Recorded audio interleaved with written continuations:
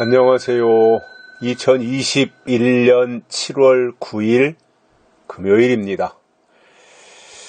장마 중에 다 건강히 계신가요? 또 코로나가 이렇게 급격하게 늘면서 어제 확진자가 코로나 1년 반 만에 최고치 1275명 하루 동안 발생한 확진자입니다. 1275명을 기록했습니다.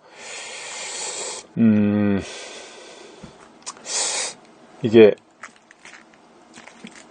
실력으로 맞서야지 쇼를 한다든가 코로나를 이용해서 쇼를 한다든가 선심을 쓴다든가 해서는 절대로 통제할 수가 없습니다.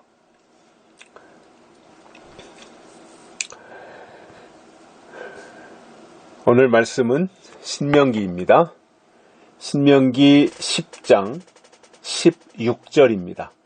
그러므로 너희는 마음의 할례를 행하고 다시는 목을 곧게 하지 말라. 아멘. 마음의 할례를 행하고 목을 곧게 하지 말아라. 가나안 땅에 들어갈 이 히브리 민족들을 향해서 하나님이 주신 말씀입니다. 두 가지를 하지 말라는 것, 하나는 하고 하나는 하지 말라는 겁니다. 해야 할 것이 뭐예요? 마음의 할례를 행하고 하지 말 것은 목을 곧게 하지 말아라. 이것이 가나안 땅에 들어갈 사람들에게 주신 하나님의 요구입니다. 지금도 우리가 새하늘과 새 땅에 들어가기 위해서는 이러한 하나님의 요구가 무엇인지 알고 그것을 지켜야 됩니다. 먼저는 마음의 할례를 행하라. 할례라고 하는 것은 하나님의 명령입니다. 하나님의 백성들에게 주신 명령인데 육체의 일부분에 흔적을 남기라는 겁니다. 흔적을 남겨라. 그래서 남자 생식기의 일부를 베어내서 거기에 흔적을 남기라는 거예요. 이게 할례잖아요. 태어난 지 8일 만에.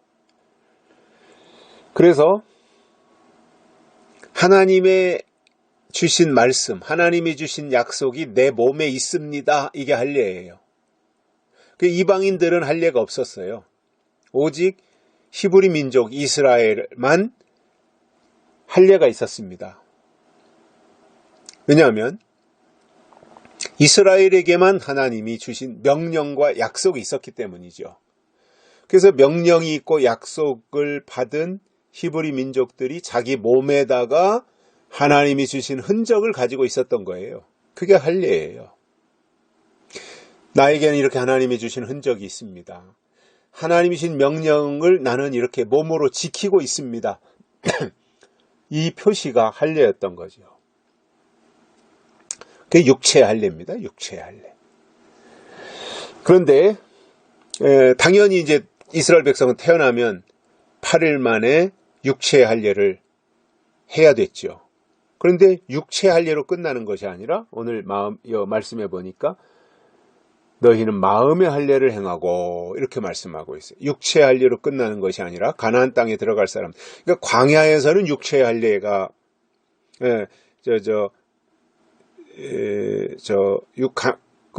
광야에 나와서는 할례가 중단됐다가 가나안 땅에 들어가서 다시 이제 육체 할례를 행하죠. 광야에서는 중단됐던 것이. 그런데 육체 할례는 광야에서 중단됐지만 마음의 할례는 할 수 있는 거잖아요. 내 마음속에 하나님의 약속을 담아가지고 간직하고 있는 거예요. 이게 마음의 할례거든요. 결국 할례, 육체의 할례가 됐든 마음의 할례가 됐든 할례 자체가 뭐냐면은 하나님이 주신 법과 명령과 약속이 내 안에 있습니다 라고 하는 증거가 됐던 거예요. 그래서 마음의 할례를 행하라 이겁니다. 마음의 할례를 행하라. 그래서 우리에게 이러한 하나님이 주신 흔적이 있어야 되는 겁니다. 흔적. 이것을 오늘 이 시대로 말한다면 하나님의 인치심이 되겠죠. 인치심이 이 시대에 주신 하나님의 흔적이잖아요. 인치심이 이 시대에 주신 하나님의 명령이고 약속이고 계명이고 그런 거잖아요. 그러니까 그것이 하나님이 이 시대에 주신 약속과 명령이 내 안에 있습니다 라고 하는 거, 이게 증거거든요. 이게 오늘 이 시대는 하나님의 인치심이 되겠죠. 구약에서의 할례가 이 시대는 하나님의 인치심이 되는 건데, 마음의 할례라고 했으니까 우리의 마음 중심 속에 하나님의 인치심이 증거로 자리 잡고 있어야 되는 겁니다. 그래서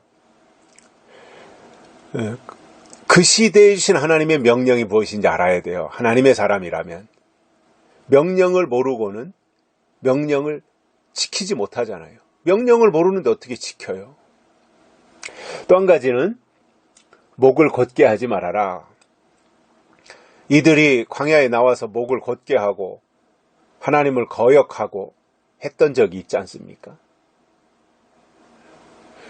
그런데 이제 신명기에서는 제2의 율법서잖아요. 신명기가. 그러니까 여기서 다시 율법을 정리정돈해서 말씀하시면서 너희가 이제는 목을 곧게 하지 말아라. 즉 교만하지 말아라. 또 까불지 말아라. 하나님 앞에서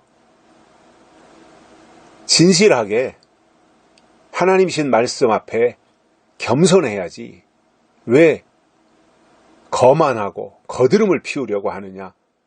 그렇게 해서는 가나안 땅에 들어가지 못한다라는 거예요. 그래서 목을 곧게 하지 말아라 이 말은 교만하지 말라는 말이고, 반대로 말하면 겸손하라는 이야기고, 겸손하라는 이야기는 다시 설명하면 하나님이 그때그때 주시는 말씀 앞에 순종하라는 말입니다. 이게 하나님의 사람입니다. 그래서 말씀 앞에 순종하는 사람은 목을 곧게 하지 않아요. 말씀 앞에 순종하는 사람은 교만하지 않아요. 이 시대에 때를 따라 주시는 말씀을 기쁨으로 받아 순종하는 사람은 절대로 하나님을 대적하거나 교만하지 않습니다. 왜냐? 이미 겸손하기 때문에 그때 주시는 말씀을 받아들이고 깨닫는 거거든요. 거역하지 않아요. 이런 사람들이 하나님의 사람이고, 하나님은 이렇게 하나님이신 말씀과 명령을 제대로 지키는 사람들에게 함께 하시겠다는 거예요. 그들을 위해서 하나님이 가나안 땅을 예비하신다는 겁니다. 그래서 우리는 마음에 하나님의 인치심이 있어야 되고, 그리고 이 시대에 주시는 말씀 앞에 겸손해져서 그 말씀을 순종할 수 있는 온유한 사람이 되어야 됩니다. 바리새인들은요, 굉장히 하나님 앞에 교만했어요. 자기들이 최고라고 생각했어요. 그러니까 하나님이 보내신 자 예수님도 거절하는 거예요. 이게 바리새인이거든요. 저는 자칫 잘못하면 오늘 이 시대에 하나님을 믿는다는 사람들이 제2의 바리새인이 될 수 있다, 이렇게 생각합니다. 목을 곧게 하고요. 자기가 알고 있는 것이 전부인 것으로 착각하고요. 마음에 교만해져가지고 다시 오시는 예수님에 대한 말씀을 거절하고요.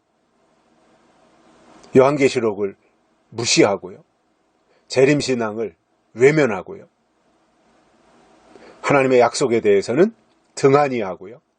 이러한 것이 결국은 목을 곧게 하는 겁니다.